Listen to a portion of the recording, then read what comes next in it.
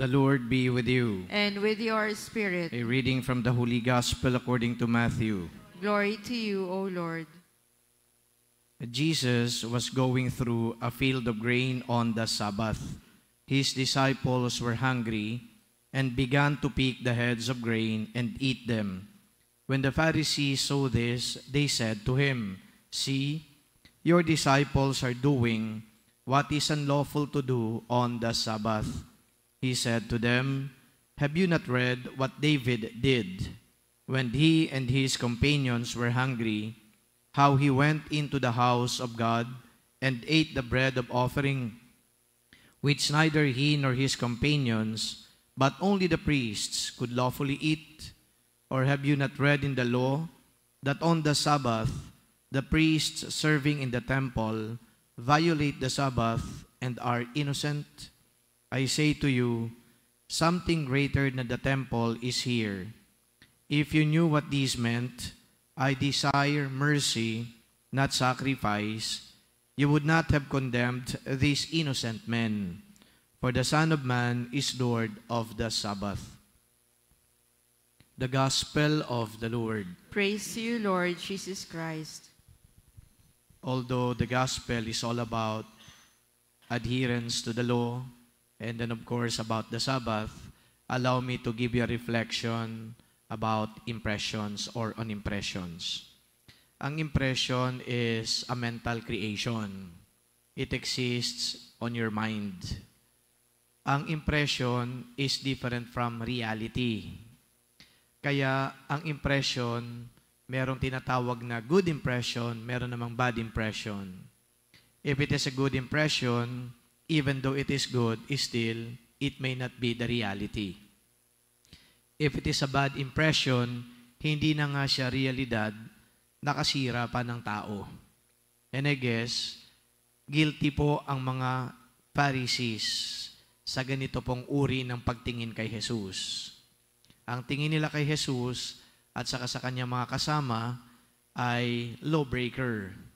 At hindi lang basta-basta lawbreaker, kundi sila ay parang entitled dahil hindi lang sila sumusunod sa batas, nasi-circumvent pa nila yung batas.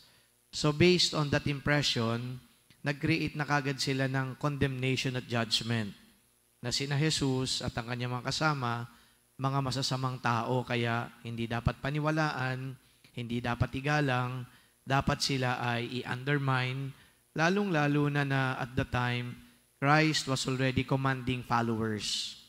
And so the Pharisees would like to undermine the influence of Jesus by fomenting such kind of hate or maybe misconception against Jesus. Kaya galing po yun sa impressions. Sa totoo din naman po, tayo din naman ay maaring nagiging victim ng impression dahil yung ibang mga tao, hindi naman nila tayo kilala, tiningnan lang po tayo, o di kaya nakarinig ng mga kwento tungkol sa atin, nag-create na kagad sila ng judgment.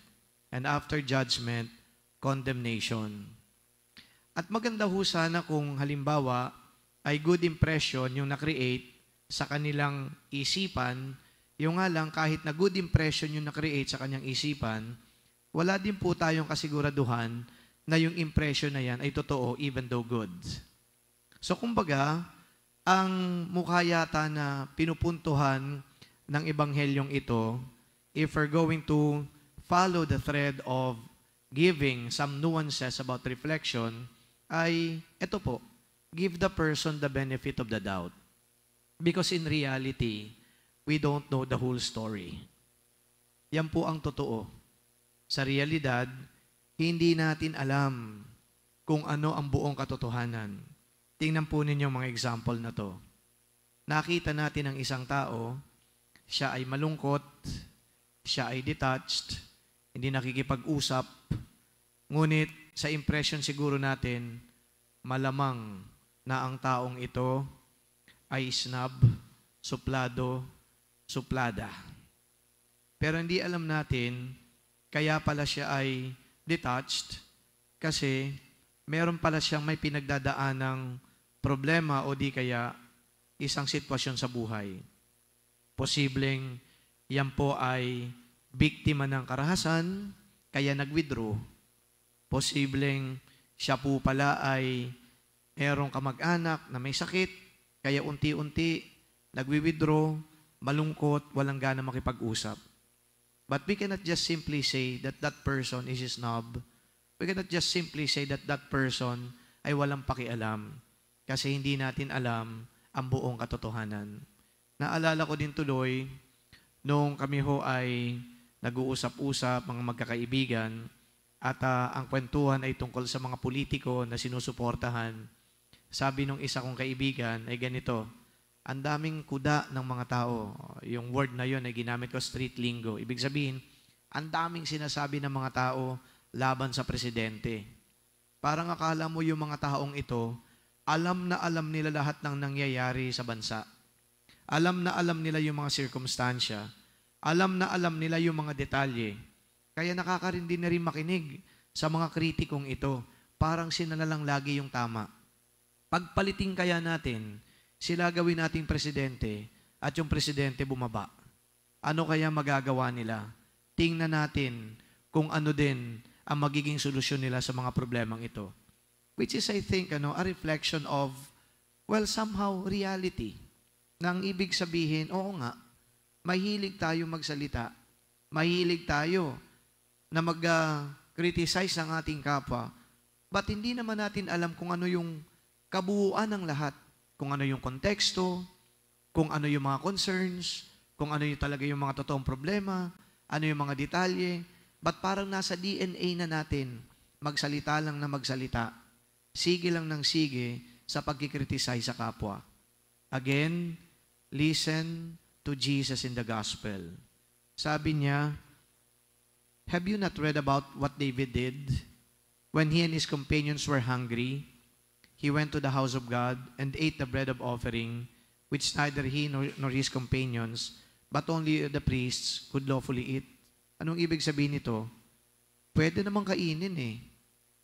Tayo, ang tingin natin, gumawa na kagad ng masama. O di kaya, the priest serving in the temple violated the Sabbath, and yet they are innocent. Merong mga paliwanag sa mga nangyayari. But sometimes, yung mga paliwanag na yon are lost on us because we are already blinded by impressions. Again, ano ang impressions? Mental images that exist apart from reality. Sad to say, those images are only our personal creations. They are not the reflection of the true state of what is truly happening. The benefit of the doubt, my dear friends, brothers and sisters, it is very important. So next time, when you deal with people, don't be quick to judge. Don't be quick to have that mental image of the person, but rather, give that person time to reveal himself so that you will know who he truly is. Amen.